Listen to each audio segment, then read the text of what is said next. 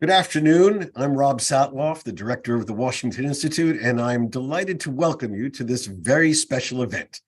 It was just about a year ago when the horrible death of Mahsa Amini, a young Iranian girl of Kurdish origin, sparked outrage across Iran and around the world, leading hundreds of thousands, millions of Iranians, Iranian women, Iranian men, Iranians of all walks of life, to protest against the Iranian regime.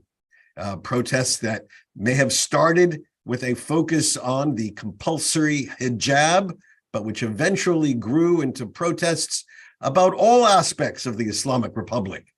Protests about corruption, protests about mismanagement, protests about egregious use of force against civilians, and eventually, in some quarters, protests about the Islamic Republic's very existence. Those protests evolved over the last year. There are still important protests going on in Iran today. The regime clearly fears its people. Already, we have seen news reports of the regime cracking down on members of Mahsa Amini's family, as well as activists across the country in anticipation of the year anniversary of her death.